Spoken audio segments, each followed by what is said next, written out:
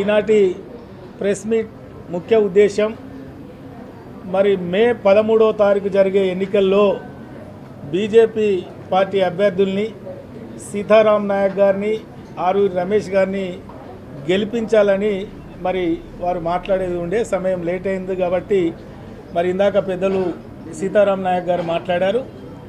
Warangal parliament పరిధిలో ఉన్న 7 నియోజకవర్గ ప్రజలకు నేను మీ ద్వారా చేతులెత్తి ఒకటే మనవి చేస్తున్నా.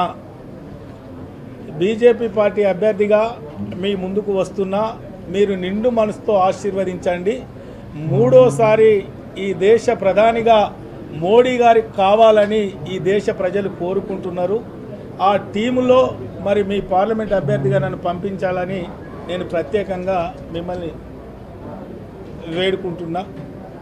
ప్లీజ్ ప్లీజ్ ఇది ప్రెస్ మీట్, ఇది ప్లీజ్ కార్యకర్తలు ప్రెస్ మీట్ ప్లీజ్. ముఖ్యంగా మీ అందరికీ తెలుసు, తెలంగాణ ఉద్యమంలో నా పాత్ర ఏంది. తెలంగాణ రాష్ట్ర ఏర్పాటు తర్వాత నాకు వచ్చిన అవకాశాల్లో వర్ధన్నపేట నియోజకవర్గ ప్రజల ఆశీర్వాదంతో మరి గత 10 సంవత్సరాలుగా ఈ నియోజకవర్గ ప్రజల మధ్యలో ఉన్నాను. ప్రజల మంచి చెడులో ఉన్నాను, ఆపద సంపదలో ఉన్నాను, అభివృద్ధి సంక్షేమంలో ఉన్నాను, కార్యకర్త కష్ట సుఖాల్లో ఉన్నాను. మరి 3వసారి కూడా అవకాశం వస్తే మరి ప్రజలు నిండు మనసుతో ఆశీర్వదించారు. కొంతమంది వితిన్ పార్టీలో పార్టీ ద్రోహులు, మొన్ననే పార్టీ మారిన వారు కావాలి అని వెన్నుపోటు పొడిచి కడుపులో కత్తులు పెట్టుకొని కౌగలించుకొని మరి 3వసారి గెలిస్తే ఎక్కడ మంత్రిగా పోటీ వస్తారో అని మరి మొన్నటి మహానుభావుడు ఏం చేసిండో కూడా మా పత్రికా సోదరులందరికీ తెలుసు. మరి అదే విధంగా మీకు అందరికీ తెలిసిన విషయమే. మరి అదే విధంగా అదే శ్రీహరి గారు మరి బీఆర్ఎస్ నుండి సీనియర్ నాయకులు మరి మాజీ ఉప ముఖ్యమంత్రి వర్యులు రాజయ్య గారు వెళ్ళాలి, వారి పదవి తీసుకోవాలి, దయాకర్కు టికెట్కి రావద్దు, రమేష్ అనేటోడు ఉండొద్దు. అందరూ వెళ్ళిన తర్వాత పార్టీకి మోసం చేసి మరి ఏ విధంగా పార్టీ ఫిరాయించిందో మీకు తెలుసు. మరి ఈరోజు నేను ఒకటే మీ ద్వారా ఈ పార్లమెంట్ ప్రజలకు నేను ఒకటే మనవి చేస్తున్నా. దేనికోసం మీరు పార్టీ మారారు? ఎందుకు నీ కూతురుకు టికెట్ కావాలి? మరి కావ్య గారికి ఈ వరంగల్కున్న సంబంధం ఏంటి? కావ్య నజరుద్దీన్ వారి అత్తగారు గుంటూరు. మరి ఆ గుంటూరు వాసికి వరంగల్ పార్లమెంటు టికెట్ ఏం అవసరం? మరి దయచేసి మహమ్మద్ కావ్య నజరుద్దీన్ ఎందుకు ఇక్కడ ఈ ప్రజలు ఓటు వేయాలి? నేను మీ బిడ్డగా, ఇక్కడ పుట్టి పెరిగిన బిడ్డగా, ఈ ప్రజల మధ్యలో ఉన్న బిడ్డగా, ఈ ప్రజల మధ్య కష్ట సుఖాలు పంచుకున్న బిడ్డగా మరి నేను ఒకటే మనవి చేస్తున్నా. మరి గుంటూరు వాసి కావాలా, మీ బిడ్డ కావాలా? ఒకసారి మీరు ఆలోచన చెయ్యాలి. గతంలో ఎస్సీ రిజర్వేషన్ వల్ల 40 సంవత్సరాలుగా ఈ ప్రాంతంలో ఉన్న దళితులు నష్టపోయారు, ఆగమయ్యారు. గతంలో మరి ఎస్సీ రిజర్వేషన్ వల్ల మరి మాదిగా మాలలకు అవకాశాలు రాక 0.1 ఉన్న మీరు తెలుగుదేశంలో 3 పర్యాయాలు, టీఆర్ఎస్లో 1 పర్యాయము, ఉప ముఖ్యమంత్రిగా, ఎంపీగా, ఎమ్మెల్యేగా, ఎమ్మెల్సీగా, మరి ఈరోజు కాంగ్రెస్ పార్టీలో ఉన్న దళితుల్ని ఆగం చేసి మళ్ళీ నీ బిడ్డ పెత్తనం తీసుకురావడానికి చూస్తున్నావే. దేనికి ఇది? దేనికి మంచి? మరి ఎస్సీ రిజర్వేషన్ ఫలాలు మరి మాదిగలు అందుకోకూడదా? మాకు వద్దా? మరి ఏం చేయాలనుకుంటున్నారో దయచేసి మేధావులారా, ప్రజలారా మీరు ఆలోచన చేయాలి.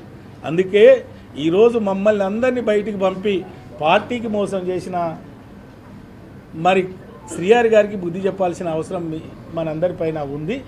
ఈరోజు నేను ఒకటే మీ ద్వారా నేను అప్పీల్ చేసుకుంటున్నా.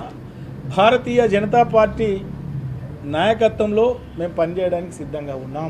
మరి మోడీ గారు ఈ 10 సంవత్సరాలుగా దేశం కోసం, ధర్మం కోసం, దేశ భద్రత కోసం, ఈ దేశ రక్షణ కోసం 10 సంవత్సరాలుగా ఎలాంటి చిన్న అవినీతికి తావు లేకుండా పాలన సాగించారు. వారి టీంలో పనిచేయడానికి మేము వచ్చాం. వారి టీములో సభ్యులుగా పనిచేయడానికి మేము మీ ఆశీర్వాదం కోసం వస్తున్నాం. ఈరోజు ప్రపంచ దేశాలు భారతదేశం వైపు చూస్తున్నారు, మరి మోడీ వైపు చూస్తున్నారు. ప్రపంచ స్థాయిలో భారతదేశాన్ని మరి పతాక స్థాయిలో నిలిపిన మోడీ గారి నాయకత్వం చూస్తున్నారు. ఈరోజు ఈ భారతదేశ ప్రజలు కడుపు నిండా భోజనం చేసి కంటి నిండా నిద్రపోవడానికి మోడీ గారి పాలన ఉంది. బార్డర్లో కావచ్చు, ఎలాంటి అలజల్లు కావచ్చు, కర్ఫ్యూలు లేకుండా, ఎలాంటి ఇబ్బందులు లేకుండా దేశ రక్షణ ఏ విధంగా ఉందో చూస్తున్నారు. మరి ఇందాక సీతారాం నాయక్ గారు చెప్పినట్టు ఇక్కడి నుండి సరి అయిన రిప్రజెంటేషన్ లేకపోయినా మరి మోడీ గారు దూరదృష్టితో ఈ వరంగల్ ప్రజలపైన ప్రత్యేక శ్రద్ధ పెట్టి మరి స్మార్ట్ సిటీ కావచ్చు, హెరిటేజ్ సిటీ కావచ్చు, అమృత్ కావచ్చు, లేదా గిరిజన యూనివర్సిటీ కావచ్చు, వ్యాగన్ ఫ్యాక్టరీ కావచ్చు, మరి అనేక కార్యక్రమాలు NHA, NHI అనేక రోడ్ల నిర్మాణాలు కావచ్చు, మరి గ్రామీణ ప్రాంతంలో అంతర్గత CC రోడ్లు కావచ్చు, డంపింగ్ యార్డులు కావచ్చు, శ్మశాన వాటిక కావచ్చు, రైతు వేదికలు కావచ్చు, మరి అనేకం పల్లె ప్రాంత ప్రజలకు వసతులు కల్పించారు. ఈరోజు 3వ మోడీ ప్రధానమంత్రి అంటున్నారు. మరి మోడీ నాయకత్వంలో సీతారాం నాయక్ గారు, అరూర్ రమేష్ గారు ఆ టీంలో ఉంటే ఏ విధంగా అభివృద్ధి చెందుతుంది, ఈ ప్రాంత నిరుద్యోగ యువతకు ఉపాధి ఏ విధంగా వస్తుందో దయచేసి మీరు ఆలోచన చేయాలి. ఒక ప్రణాళికతో మేము ఉన్నాం, ఒక ప్రణాళికతో మేము సిద్ధంగా ఉన్నాం, ఒక మేనిఫెస్టోతో సిద్ధంగా ఉన్నాం. మరి ఈడ కోచ్ ఫ్యాక్టరీ సాధించడం కోసం, మానూరు ఎయిర్పోర్టును పునరుద్ధరించడం కోసం, ఏనుమామ్ల మార్కెట్ను ఆనుకొని ఫుడ్ ప్రాసెసింగ్ యూనిట్లు తీసుకురావడం కోసం, education hub, industry hub, Kakatiya textile పార్క్ను ఆనుకొని ఇంకా అభివృద్ధి చేయడం కోసం, భూపాల్పల్లి, పాలకుర్తి ఈ నిరుద్యోగ యువతకు స్కిల్ డెవలప్మెంట్ సెంటర్ పెట్టి ఉపాధి కల్పించడం కోసం, మా మహిళలకు స్వయం శక్తి కల్పించడం కోసం మరి అనేక కార్యక్రమాలతో మేము సిద్ధంగా ఉన్నాం. మరి మోడీ గారి నాయకత్వంలో తప్పకుండా ఈ వరంగల్, పూర్వ వరంగల్ జిల్లాను అన్ని విధాలుగా అన్ని రంగాల్లో అభివృద్ధి పరిచి ఈ ప్రజల రుణం తీర్చుకోవడానికి మేము సిద్ధంగా ఉన్నాం. ఎందుకంటే గతంలో సీతారాం నాయక్ గారు ఎంపీగా వారు చేసిన సేవలు, గతంలో 2 పర్యాయాలు శాసనసభ్యునిగా మరి ఈ ప్రాంత ప్రజలకు మీ అందరి దృష్టిలో ఉంది ఏ విధమైన అభివృద్ధి తీసుకున్నామో. మరి ఈరోజు మాయ మాటలు చెప్పి అధికారంలోకి వచ్చిన కాంగ్రెస్ ప్రభుత్వం ఏ ఒక్కటి కూడా అమలు చేయక దాటవేత ధోరణిలో, అది రుణమాఫీ కావచ్చు, ఏ విషయంలో కూడా దాటవేసి మరి పబ్బం గడుపుకోవాలని చూస్తున్నారు. ఈ ఎన్నికల్లో లబ్ధి పొందే ప్రయత్నం చేస్తున్నారు. ప్రజలారా మీరు ఆలోచన చేయండి, పేదలారా మీరు ఆలోచన చేయండి. మోడీ గారి నాయకత్వంలో ఈరోజు ఉచిత గ్యాస్ కనెక్షన్లు కావచ్చు, ముద్రా లోన్లు కావచ్చు, మా పేద బిడ్డలకు 25 కోట్ల పైచిలకు పేద బిడ్డలను మరి దారిద్ర్య రేఖ నుండి దాటించిన ఘనత మన మోడీ గారిది. దయచేసి మోడీ గారి నాయకత్వాన్ని బలపరచాలి. 3వ ప్రధానిగా మోడీ గారు కావాలి. మీ ఆశీర్వాదంతో మేము పార్లమెంటు సభ్యులంగా గెలిచి మీ రుణం తీర్చుకోవాలి. అనేక ఇండస్ట్రీ కావచ్చు, యువతకు ఉపాధి కల్పన కావచ్చు, మహిళలకు ఉపాధి కల్పన కావచ్చు తీసుకురావాలి. దానికి మీ ఆశీర్వాదం కావాలని కూడా ఈ సందర్భంగా నేను తెలియజేసుకుంటూ, మీ ద్వారా మరి మీ రుణం తీర్చుకునే అవకాశం మీ ద్వారా మాకు కల్పించాలి. మీ ఆశీర్వాదం కావాలని నేను ప్రత్యేకంగా చేతులెత్తి నమస్కరిస్తూ, మరి ఏదైతే ఒక దళితుల్ని ఇబ్బంది పెట్టిన వ్యక్తికి మీరు బుద్ధి చెప్పాల్సిన అవసరం ఉంది. దయచేసి మీరు ఆలోచన చేయాలి.